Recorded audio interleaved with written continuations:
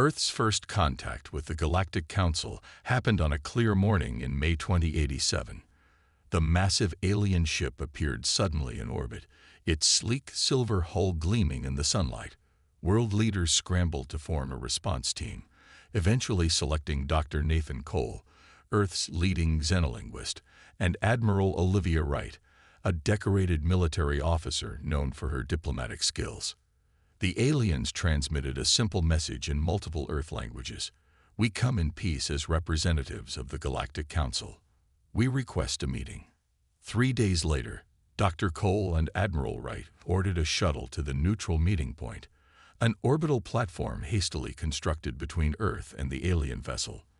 Their hearts raced as the airlock opened, revealing the Council representatives.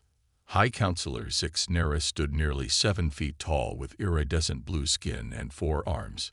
Behind her, 6 other aliens of different species formed a semicircle. Each looked wildly different from humans, some with multiple limbs, others with exoskeletons, and one that appeared to be made of living crystal. "Welcome, humans," Zix Nera said, her voice melodious despite speaking through a translation device. "We have observed your civilization for some time. Your recent breakthrough in faster-than-light travel has qualified Earth for contact." Dr. Cole stepped forward, his hand extended in greeting. "On behalf of Earth, we welcome you and thank you for this opportunity." Zix Nera looked at his hand with curiosity before reaching out with her lower right arm. "Your species has many unusual customs. We look forward to learning them." The meeting continued for 6 hours. Admiral Wright noticed how quickly the aliens adapted to human mannerisms, while Dr. Cole was impressed by the translation technology the Council provided, a small device that learned and processed new languages with remarkable speed. "Most species require weeks to master our translation systems," commented a squat, reptilian alien named Grek. "Your Dr. Cole has done so in hours." As the meeting progressed, the humans learned about the Galactic Council, a federation of over 300 spacefaring civilizations that governed most of the Milky Way. The Council regulated trade, resolved disputes, and protected developing worlds. "Earth stands at a crossroads," Zix Nera explained. "You may apply for membership, which grants protection and access to advanced technologies, but also requires adherence to Council laws." Admiral Wright asked, "And if we choose independence?" A tall, insect-like alien stepped forward. "Then you remain isolated. No trade, no protection from less friendly species." Dr. Cole noticed the subtle threat but maintained his diplomatic composure. "We appreciate your candor. Earth's leaders will need time to consider such an important decision." Zix Nera nodded. "Of course. But before formal application begins, we invite your delegation to observe a council session. This is standard procedure for potential members." The meeting concluded with an agreement. 10 human representatives would travel to the Council's headquarters, a massive space station called the Nexus, located near the galactic core. As Dr. Cole and Admiral Wright returned to Earth, they discussed their impressions. "They seemed genuinely interested in us," Cole said. "Almost too interested." Admiral Wright nodded. "I noticed that too. The way they watched us, like scientists observing an experiment." "Do you think we can trust them?" Cole asked. "Trust is earned," Wright replied, watching Earth grow larger in the viewport. "But we need allies out there. The galaxy seems bigger and more dangerous than we imagined." Back on their ship, the Council representatives were having their own discussion. "They adapted faster than expected," Grek noted. Zix Nera's 4 eyes blinked in sequence. "Indeed, these humans bear watching. Their physical capabilities are unremarkable, but their minds—" She paused. "Schedule a full assessment when they arrive at the Nexus. There's something different about this species."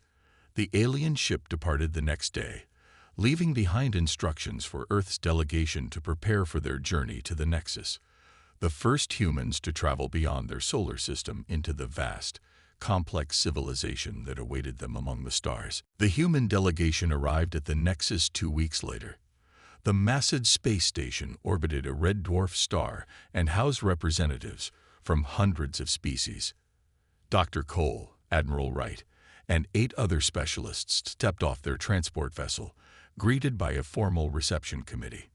"Welcome to the Nexus," said Krelvox, a tall, gray-skinned alien with 6 fingers on each hand. "I will be supervising your assessment." "Assessment?" Admiral Wright questioned. "We thought we were here to observe." Krelvox made a gesture that might have been a smile. "All potential member species undergo evaluation. It helps determine your place in the Council hierarchy." The humans exchanged concerned glances, but followed Krelvox through the station's winding corridors. The walls pulsed with soft light, and gravity shifted subtly as they moved deeper into the structure. The assessment began the next morning. Dr. Samantha Green, Earth's top physicist, faced a series of logic puzzles that adapted to her solutions, becoming increasingly complex. "Fascinating approach," noted a crystalline being monitoring her progress. "She identifies patterns we didn't expect her to notice." Meanwhile, Captain Eric Morgan underwent physical tests. The Council scientists seemed surprised by his endurance. "Your muscles recover remarkably quickly," one examiner commented while recording data. "Most species would require rest periods between these exertions." "I'm just an average human," Morgan replied, wiping sweat from his brow. "Nothing special about me." The examiners exchanged meaningful looks. On the 3rd day, alarms blared throughout their section of the Nexus. Red emergency lights flashed, and an announcement in multiple languages declared a containment breach. "Toxic gas leak in your quarters," Krelvox informed them calmly. "We must evacuate immediately." Dr. Green noticed something odd. "The emergency systems are functioning too perfectly," she whispered to Admiral Wright. "This is a test." Instead of panicking, the humans organized quickly. Dr. Cole helped an elderly council member who had accidentally been caught in their section. Captain Morgan found an alternative route when the main one was blocked. Dr. Green improvised air filters from available materials. They reached the safe zone with everyone intact. Krelvox's expression remained neutral, but his assistant's notes were frantically detailed. "You knew it was a simulation," Krelvox stated later. Admiral Wright nodded. "We suspected." Was our response adequate? "Most species focus solely on self-preservation," Krelvox replied. "Your group prioritized collective survival and assisted others." Unusual. The final day brought the most challenging test. The humans were separated and placed in scenarios requiring difficult ethical decisions with no perfect solutions. Dr. Green faced a simulated power allocation problem where she couldn't save everyone. Instead of following the Council's efficiency algorithms, she devised a rotation system that shared the burden equally among all groups. Captain Morgan encountered a diplomatic scenario with a supposedly hostile species. Rather than choosing between appeasement or aggression as expected, he established direct communication and found common ground. When the tests concluded, Krelvox gathered the Council examiners. Their discussion was heated, with multiple appendages gesturing in apparent disagreement. "Your species is unusual," Krelvox finally told the human delegation. "You lack the physical capabilities of the Dronari, the technological intuition of the Voxthal, or the unified consciousness of the hive minds." Admiral Wright prepared to hear their shortcomings listed. "Yet you display remarkable adaptability," Krelvox continued. "You thrive under pressure. When faced with impossible choices, you create alternatives we hadn't considered." Dr. Cole stepped forward. "What does this mean for Earth's application?" "The Council must deliberate," Krelvox replied. "But I am recommending an extraordinary session. Your results are unprecedented." As the humans returned to their quarters, Dr. Green noticed Council members watching them with new interest. "I don't think this was a standard assessment," she said quietly. "They're either very impressed or very concerned about us." Captain Morgan nodded. "Maybe both." The extraordinary Council session began 3 days later.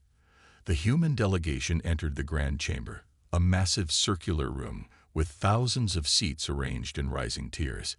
Each section housed representatives from different galactic regions, their forms varying wildly, some gaseous, others mechanical, many biological but unlike anything on Earth. High Counselor Zix Nera presided from an elevated platform. "We gather today to discuss the human assessment results," she announced, her voice echoing through the chamber. Lead Examiner Krulvox will present the findings. Krulvox stepped forward, projecting data displays visible to all species regardless of sensory capabilities. "The human delegation demonstrated capabilities that defy our standard metrics," he began. "Their physical resilience, while not exceptional in absolute terms, shows remarkable recovery rates. Their problem-solving approaches reveal cognitive patterns we rarely encounter." Murmurs spread through the assembly as Krulvox continued. "Most significantly, humans display a unique psychological trait. They become more effective under pressure, not less. When faced with scenarios designed to induce stress and failure, they repeatedly improved performance." A representative from the Drax Imperium, a tall, ridge-backed alien, rose to speak. "These qualities could simply indicate primitive survival instincts. Many developing species show similar traits before proper civilization tempers them." Ambassador William Hayes, the delegation's diplomatic lead, noted the dismissive tone and exchanged glances with Admiral Wright. Krulvox responded, "We considered that possibility. However, humans combine these traits with advanced cooperation and ethical frameworks typically seen only in highly evolved species." The debate continued for hours. Some council members advocated caution, while others argued that humans represented something new. The human delegation watched silently, forbidden from participating in deliberations concerning their own species. Finally, Zix Nera called for the vote. Each representative registered their decision through neural interfaces. The massive display above showed the tally in real time. When the final vote appeared, even Zix Nera seemed startled. "By a margin of 73%, she announced, "the Council has voted to grant humans the designation of superior species, the first such designation in 15 millennia of Council history." The chamber erupted. Some representatives stood in apparent respect. Others left their seats in protest, and many simply stared at the human delegation with new intensity. Ambassador Hayes was invited to the central platform. He walked forward with measured steps, keenly aware that Earth's future might depend on his response. "The people of Earth are honored by this designation," he said, his voice steady despite his racing heart. "However, we do not consider ourselves superior to anyone. We seek partnership and mutual growth with all Council species." His words were diplomatic, but privately, the human delegation understood the danger of their new status. Dr. Cole whispered to Admiral Wright, "This makes us a target." Zix Nera explained what the designation meant: priority access to advanced technologies, expanded colonization rights, and a permanent seat on the High Council itself. As the session concluded, representatives approached the humans. Some offered congratulations, others seemed merely curious. But Lieutenant Commander Heather Collins, the delegation's security officer, noticed several species keeping their distance, watching with what she interpreted as hostility. "Ambassador," she said quietly as they left the chamber, "at least 3 major factions seem unhappy with this outcome." Hayes nodded. "I counted 5. This designation wasn't just an honor, it was a political move." On their way back to their quarters, they passed a viewing window overlooking the station's massive docking bay. Hundreds of ships from across the galaxy gleamed under artificial light. "Look at them all," Dr. Green said. "Until 2 weeks ago, we thought we were alone in the universe. And now we're supposedly superior to them," Captain Morgan added, shaking his head. "I don't think they're all going to accept that judgment." Admiral Wright studied the alien vessels. "The real test isn't winning this designation," she said quietly. "It's surviving what comes next." 1 month after receiving the Superior Species designation, tensions throughout the Galactic Council had risen sharply. A coalition of species led by the Drax Imperium had formed in opposition to humanity's elevated status. Their first move was subtle but effective. Trade sanctions against the newly established human colonies on Proxima Centauri, A and Ta City E. They're trying to strangle us economically before we can establish ourselves, Admiral Wright said during an emergency meeting at Earth's new embassy on the Nexus. 3 supply ships have been turned away from Council trading hubs already. Ambassador Hayes nodded grimly. And that's just the beginning. I've received reports that the Drax are whispering to other species that humans are dangerous, that we'll expand aggressively using our new privileges. Dr. Alex Taylor, head of Earth's technological adaptation team, rushed into the room, his tablet displaying schematics. We have another problem. The defensive shield technology the Council provided us. I found a backdoor in the programming that would allow remote deactivation. The room fell silent. Intentional? Asked Major Lisa Peterson, who headed Earth's military liaison team. Almost certainly, Dr. Taylor replied. But I can't determine which species planted it. Major Peterson stood, her expression stern. I'll begin a full security audit of all technology we've received. In the meantime, Dr. Taylor, can you develop workarounds? Already started, he answered. In fact, I've made some improvements to the original design. The shields are now 20% more efficient. Ambassador Hayes looked concerned. Be careful with those improvements. Council law restricts modification of shared technologies. They sabotaged our defenses, Major Peterson argued. We can't play by rules they're already breaking. The debate was interrupted by an incoming message. The Galactic Council had scheduled the first-ever joint military exercise between humans and Council forces, ostensibly to promote cooperation. 2 weeks later, 3 Earth ships participated in the exercise near Jupiter. The U.S. Constellation, a newly commissioned vessel incorporating Council technology, was commanded by Captain George Wilson. His orders came directly from Admiral Wright. Participate fully, but reveal only standard capabilities. The exercise scenario involved defending against a simulated attack by hostile forces outside Council space. As the drill progressed, alien commanders expressed surprise at human tactical approaches. Captain Wilson, your vessel's maneuver pattern is unconventional, commented the Tellarite commander, whose species resembled 6-foot-tall insects. Basic pincer movement, Wilson replied casually, knowing it was anything but basic to the Tellarites, who thought in straight lines. Later, during the debriefing, Wilson could feel the unease among the alien officers. Humans approached space combat differently, using terrain, employing feints, and focusing on mobility rather than firepower. These were concepts some species had never considered. Meanwhile, back on Earth, Dr. Taylor had been working around the clock. He'd not only removed the backdoor from the defensive systems, but had fundamentally reimagined the technology. When he demonstrated his prototype to the military leadership, jaws dropped. You've doubled the effectiveness while having the energy requirements, General Rodriguez said, studying the data. This goes beyond improvements. It's a new generation of the technology. Major Peterson approached Dr. Taylor afterward. The Council won't be pleased when they learn what you've done. This level of advancement suggests humans could quickly surpass them technologically. Should I stop? He asked. She shook her head. No, but we need to be careful how and when we reveal these capabilities.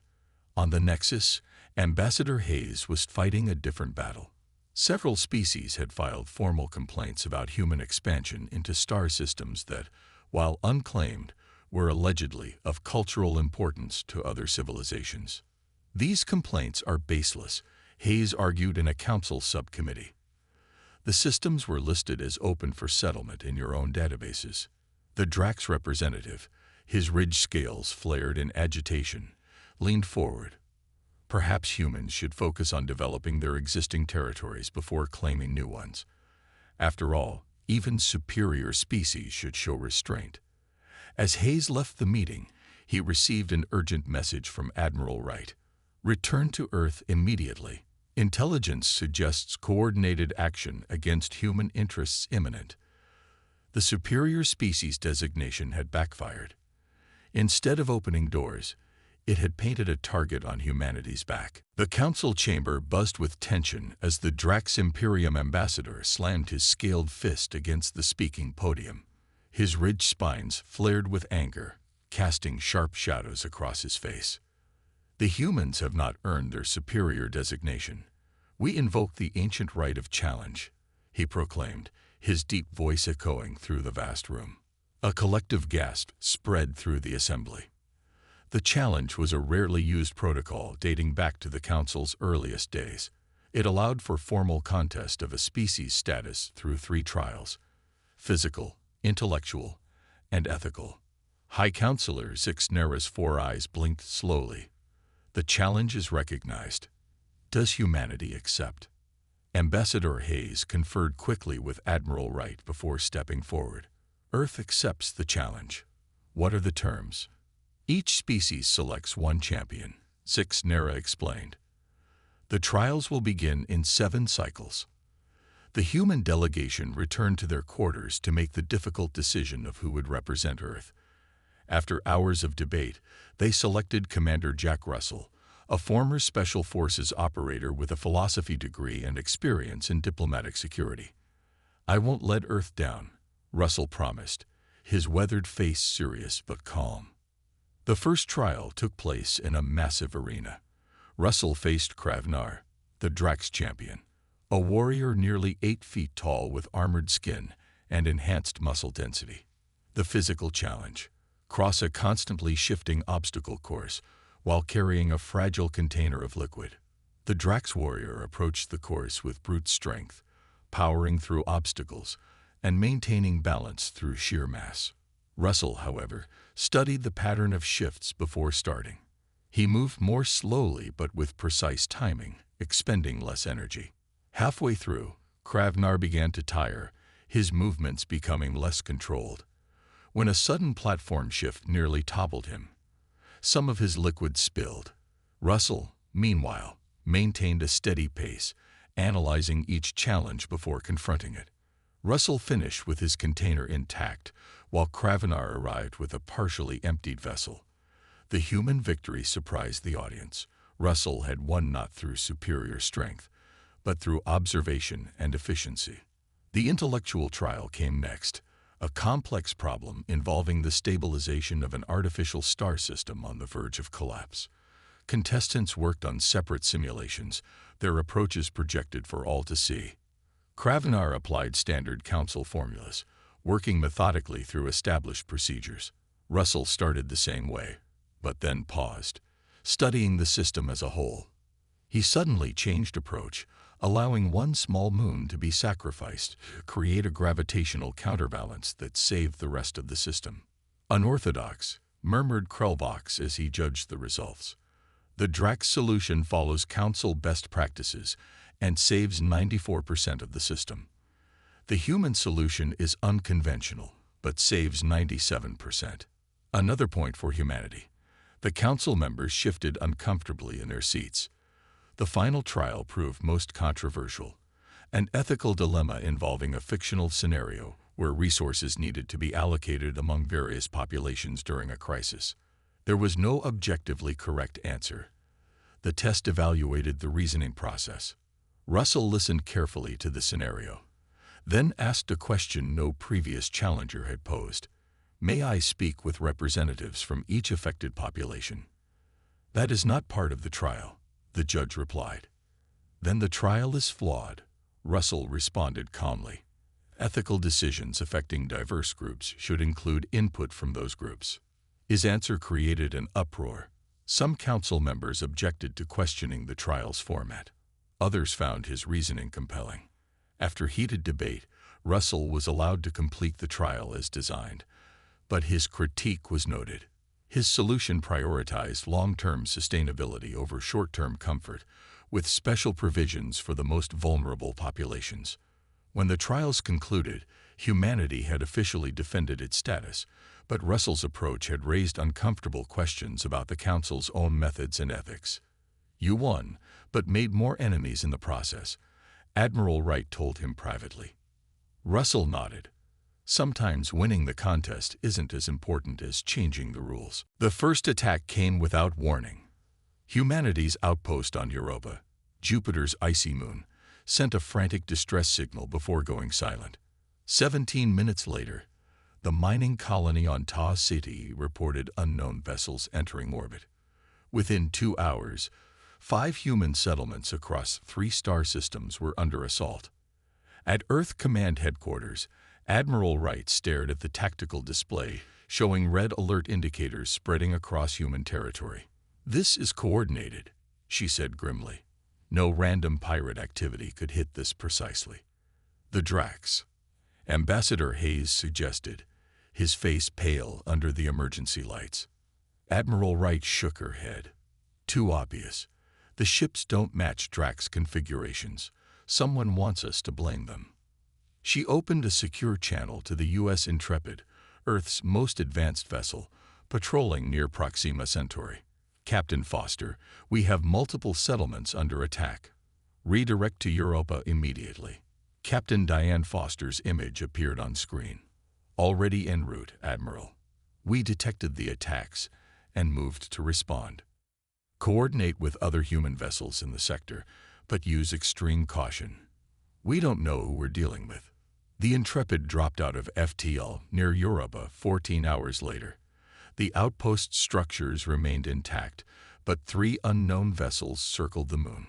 Their design matched nothing in Earth's database of Council species. "Hail them," Captain Foster ordered. No response came. "Scans show they're charging weapons," her tactical officer reported. Foster's eyes narrowed. "Raise shields." The attackers fired first, energy beams lancing toward the Intrepid. The human vessel's shields flared bright blue as they absorbed the impact. "Return fire," Foster commanded. "Target their propulsion systems only." The Intrepid's weapons weren't the standard Council models other species expected. Dr. Taylor's modifications had integrated Earth's nuclear technology with alien energy systems, creating hybrid weapons with devastating precision. The first blast disabled one enemy ship's engines without destroying the vessel. The remaining attackers began evasive maneuvers, but they clearly hadn't expected such effective resistance. After a brief exchange, they jumped to FTL, abandoning their disabled comrade. Similar reports came in from other human outposts, unknown attackers retreating when faced with unexpectedly strong defenses. The Council expressed shock at the attacks, promising investigation. Meanwhile, engineer Kevin Howard, working in the communications center on the Nexus, noticed something strange. Reviewing transmission logs, he discovered encrypted messages sent from within the Council to the attacking vessels just before each assault. Someone on the Council coordinated these attacks, he told Admiral Wright via secure channel. "The encryption is sophisticated, but I've traced it to the administrative level." On Earth, emergency Council sessions had been called. The Drax Imperium representative spoke first. "These unfortunate events demonstrate the danger of granting special status to a species unprepared for the responsibilities it entails," he said smoothly. "Perhaps the superior designation should be reconsidered." Several other species voiced agreement. Ambassador Hayes noticed that only those already aligned against humanity seemed prepared with statements. The debate grew heated when reports of the Intrepid's advanced weapons reached the Council. "Humans have violated technology restrictions," the Saurian delegate accused. "They've modified Council designs and concealed military capabilities." Captain Foster was summoned to testify.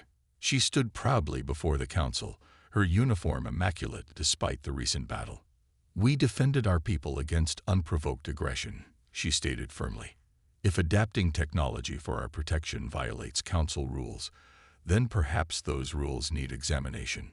The chamber erupted in shouting. Several species threatened to withdraw from the Council if human status wasn't immediately revoked. Others defended Earth's right to self-protection. High Counselor Zixnera struggled to maintain order. For the first time in thousands of years, the Galactic Council faced potential collapse. This was someone's plan all along, Admiral Wright realized, watching the chaos unfold. The superior designation, the attacks, it was all designed to fracture the Council. Ambassador Hayes nodded grimly. And we played right into their hands. The Galactic Council remained in emergency session for 15 days. Representatives argued bitterly over humanity's status, while evidence of conspiracy mounted. Engineer Kevin Howard had traced the attack coordinates to high-level Council security channels, but couldn't identify which species was responsible. On the 16th day, Dr. Nicole Bennett requested permission to address the full Council. A renowned anthropologist who specialized in cross-cultural communication, she hadn't been prominent in previous discussions. The designation of superior species is itself the problem. She began, her quiet voice somehow carrying through the chamber.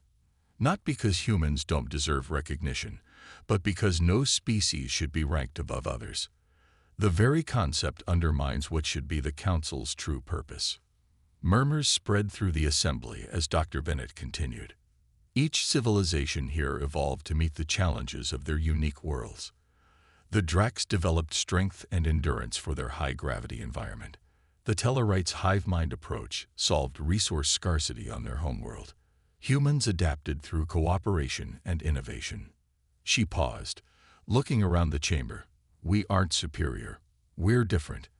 And our differences, when respected and combined, make us stronger collectively than any single species could be alone. Her words resonated with many representatives.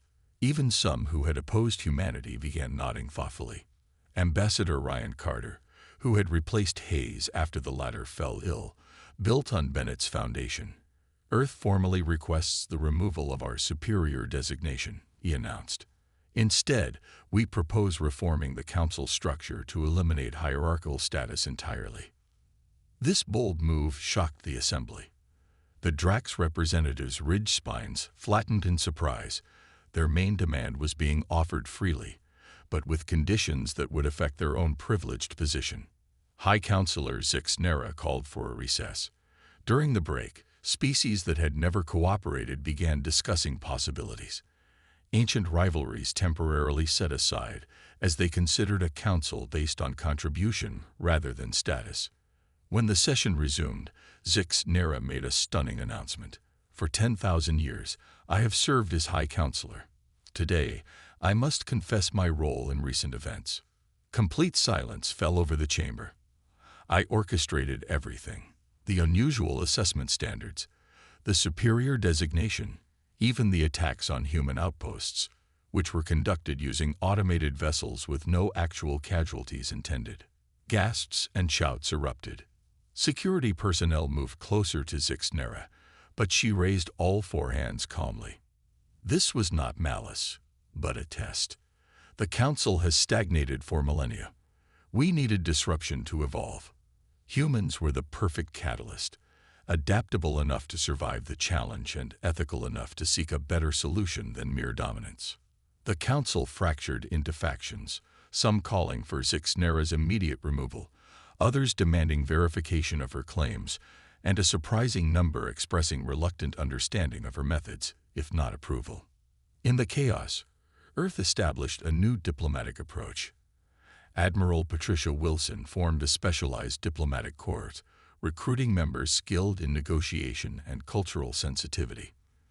Their mission: build relationships based on mutual respect rather than power dynamics. Over the following months, several progressive species formed an alliance with humans. Together, they drafted a new council charter eliminating hierarchical designations and creating a rotating leadership model. Specialized councils would address different galactic needs, with membership based on relevant skills rather than status. It won't be easy, Carter told Earth's leadership.